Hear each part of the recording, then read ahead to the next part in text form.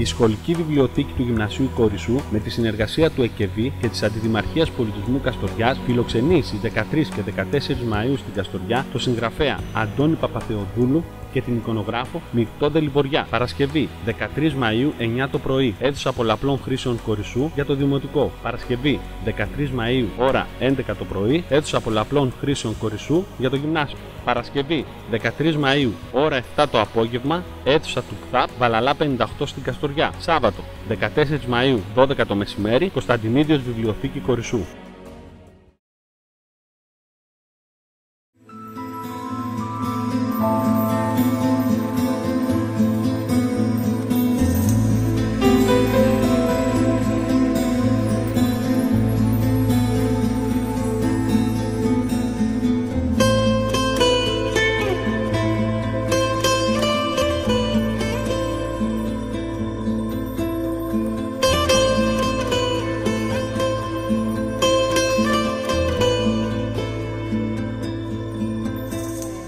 Ήρθατε στο Λογογραφικό Μουσείο της Καστοριάς. Αυτό είναι κτισμένο το 1680 από έναν καστοριανό γνέμπορο που λεγόταν Αϊβάζη στο επώνυμο, όπου και οι τελευταίοι κάτοικοι από την ίδια πάλι οικογένεια μείνανε μέχρι το 1960.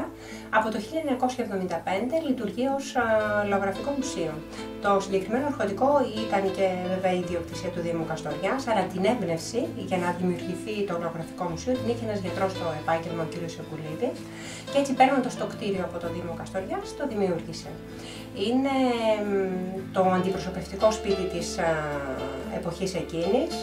Το λογογραφικό μουσείο βρίσκεται στο φυσικό του περιβάλλον, αυτό που θα δείτε σε λίγο. Από την κύρια είσοδο, κατεβαίνοντας, έχουμε τα δύο κελάρια.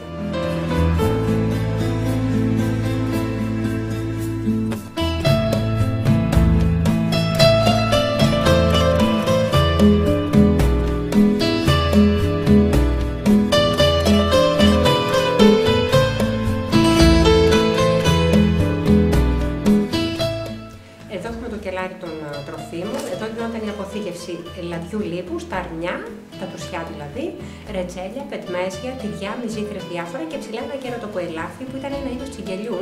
Από εκεί κρεμούσαν το παστωμένο κρέας τους, όπως παστώνανε και τα ψάρια τους, για να μπορούν να τα συντηρούν με τον τρόπο αυτό.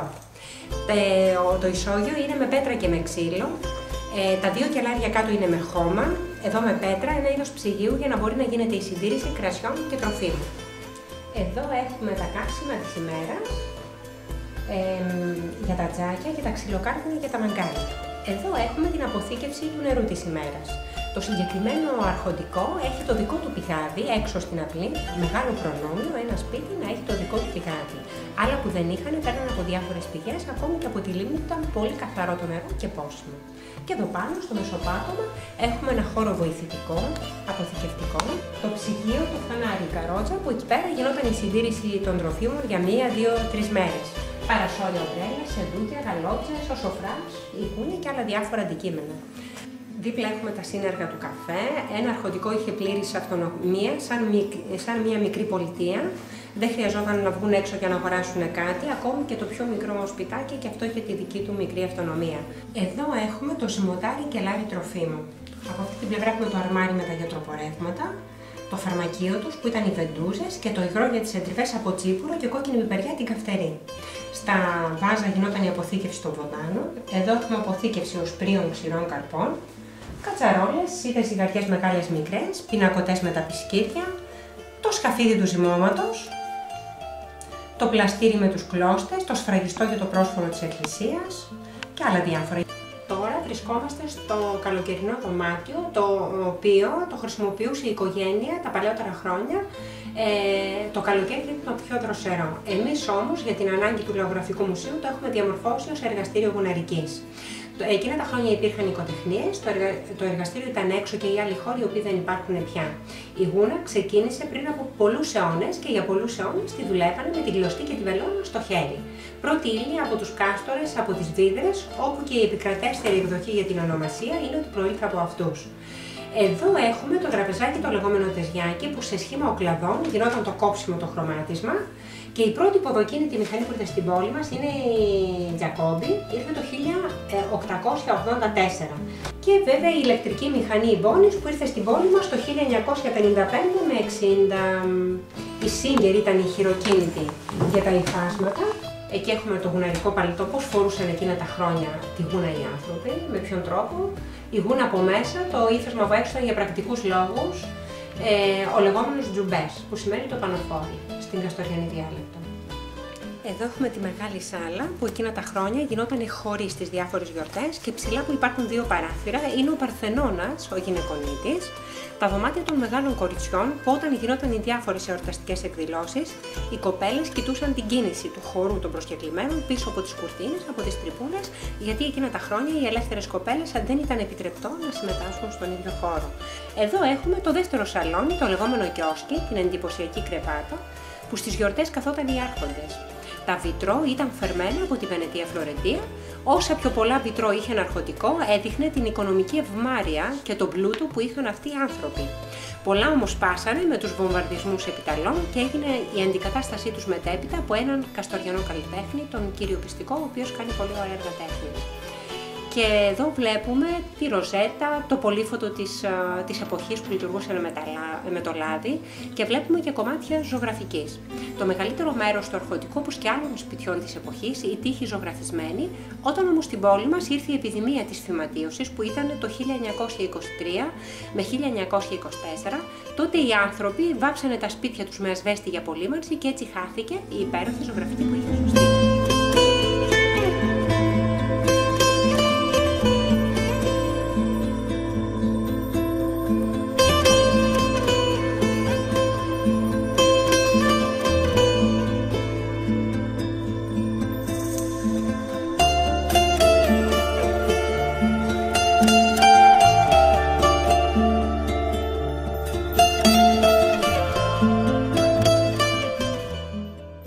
Εδώ έχουμε το χειμωνιάτικο δωμάτιο που συγχρόνως ήταν και γραβδοκάμερα του ζεύγους, της μητέρας του πατέρα.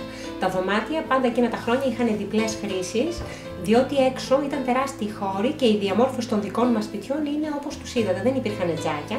Αν είχαν το χειμώνα μια σημαντική γιορτή μπορούσαν να βάλουν 1, 2, 3 μαγκάλια για κάποιες ώρες.